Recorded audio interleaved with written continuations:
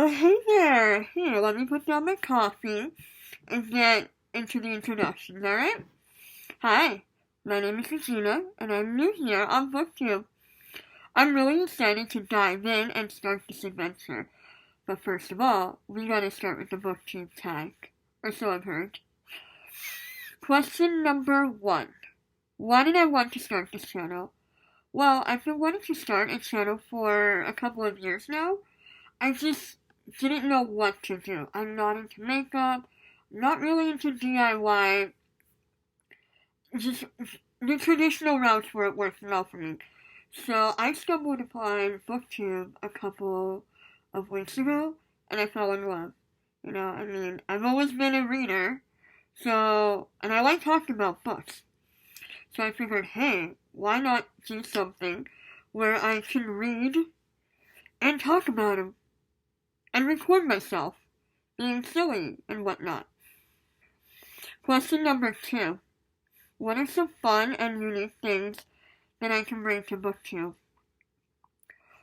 I'd love to do hauls and bring you guys on my bookstore adventures. I have a few near me, and I have a bookstore that I go to when I visit New Jersey, my favorite one. I'll take you along. I'll see if I can get video clips this weekend from the Milburn Bookhouse. That's the name. Um, so I'm also a substitute teacher. So I work in different schools day to day, teaching students whatever that needs to be taught. And I figured, why not share some of my experiences of doing that? I'm not going to name names. I'm not going to go into anything personal. Just the generalities. If anyone out there would like to know what my day consists of, or any kind of advice starting out, I would be more than happy to do a video on that. Question number 3. What am I most excited about on this channel? The community. Some of the people that I've seen on BookTube are amazing. Shout out to Jesse the Reader and Haley in Bookland. You guys are awesome. Why do I love reading? Which is question number 4. This is a 2-part answer. The short version, it's a whole new world, like any book that I go to. Unless it's a series, it's not the exact same world. I can dive into anywhere if I want to get out of my head. I don't want to deal with my own problems. I pick up a book. The longer answer is I was bullied as a child. It's awful. It sucks. I still have the emotional scars from it. But what ended up happening was that I dived into books. Books became my friends. And the book series that really, really just propelled my already there love for reading was the Harry Potter series. I fell in love with the world of magic, with Hogwarts. I used to dream turning my bullies into toads. Haven't tried. It didn't really work out. I loved going on adventures with Harry, Ron, and Hermione. Hermione Granger really taught me what was important. Sure, friendship and courage is all important, don't get me wrong. But it's also about being intelligent, It's not dumb to be intelligent. It's not dumb to want to read all the time. And because of her, well, not really because of Hermione, but on the flip side, my favorite Disney character happened to be Belle. So both these characters, they really loved reading, and I glommed onto that.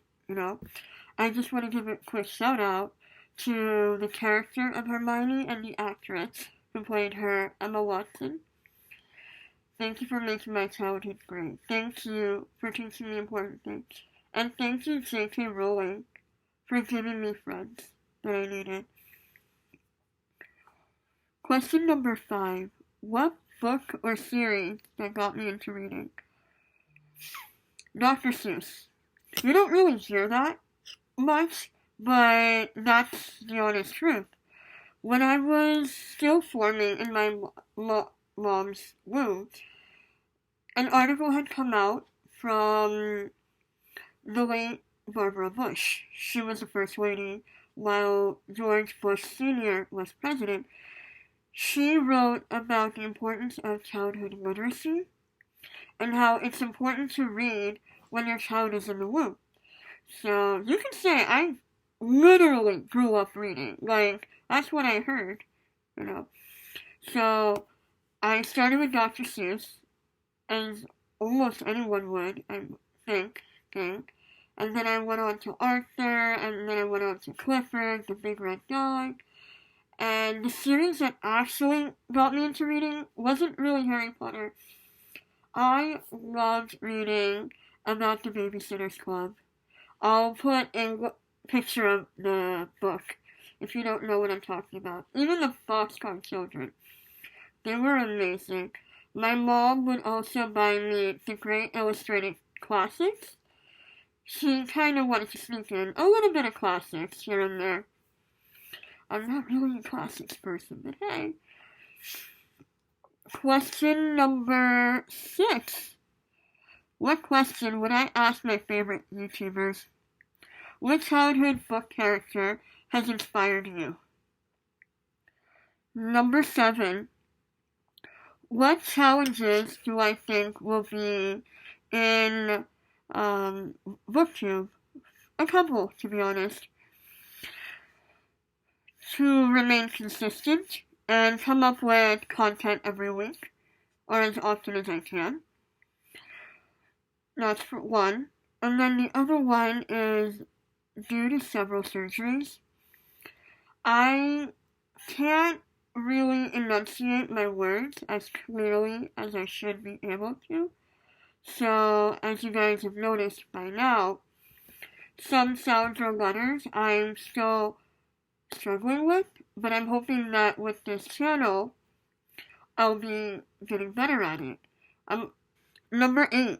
When did I start reading? Before I hatched. Alright, fine. When I was 3. Where do I read? Where do I not read? On my bed, in my chair, upside down, downside up, in the car, on the train, in the bus, wherever I can. You know, like, if I have to wait or anything, I'll always have a book on me for some reason. Or I'll read something on my phone. I'm not a huge fan of that's actually a really good video topic, so that might be the next video that goes up.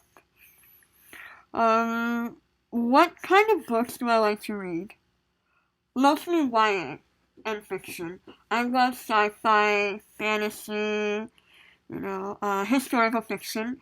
I was a history major in college, and, also education, and I love reading period pieces.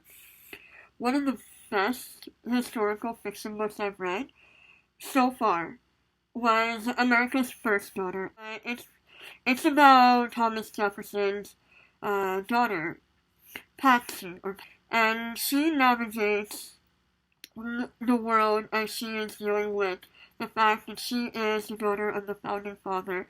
She goes to France to study and comes back, and she gets interested in things such as abolition. As you may or may not know, Thomas Jefferson was a slave owner. And so his daughter, as she grew up, as she was more self-aware, started realizing that this is not right. So with the help of her fiancé and then husband, she tried to help her father come to terms with the idea of the abolition of slavery. Even though slavery would not have been abolished for about another 90 years or so. History moment for you. I also like to read fanfiction. Hey, there's some really good, talented authors, alright? I like reading memoirs. Sometimes I'll read a good romance novel if I'm in the mood. Usually not in the mood for romance, not sure why. I do love reading thrillers. One of the best ones that I've read was The Memory Box and Gone Girl. Phenomenal as well. I tried reading another book, which is The Woman in Cabin 10, but I found that a little too formulaic. Again, another video idea. Hey! So yeah, that's the end of the book tag. Now let's address the elephant in the room. Dude, why do you look so weird? Alright, so, as I hinted earlier, due to my bullying, well, not really due to my bullying, but I've been bullied and I've had surgeries and all that. The reason is that I was born with craniofacial anomalies. What that means is that when a fetus is forming inside the womb, the facial bones don't form the right way. So what will end up happening is that, on a very mild scenario, you'll have a cleft lip or a cleft palate. I had both.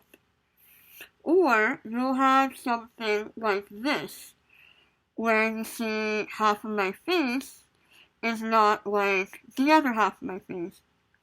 There are also instances where both sides of the faces are not equal. It's on both. I've been having surgery since I was 5 months old. And, that was a lot to deal with as a kid. Like I said, I was bullied, and kids are kids. Hey there, it's Regina from the future in editing mode. I just wanted to take a second to say that I shouldn't have said what kids are kids when it comes to bullying, because frankly that's the wrong response. The damage that we inflict when we say boys are boys, or kids are kids, or girls are gonna be catty like that, to justify awful behavior that leads to insecurities, a whole host of mental health issues. I mean, is it any surprise that we are dealing with a mental health crisis at such a magnitude in America? Please, let's stop saying that. Let's just say no to bullying. If you know someone who is being a bully, report them. You're not being a snitch, you're helping. And don't help the bully. Don't be an ally to the bully. Be the ally to your friend or your classmate or whatever. Parents, let's teach our kids right from wrong. If you suspect your child is being a bully, talk to them. Parents, if your child is being bullied, let them know that they're loved, that they're wanted, that they will always have your support, no matter what, alright? Back to the video. Yeah. So, there's that. I will upload every Sunday. I may put out an occasional video here and there. Let's see, all my links in social media will be on the screen somewhere or down below. Alright? Have a great day and or night. Alright? Bye.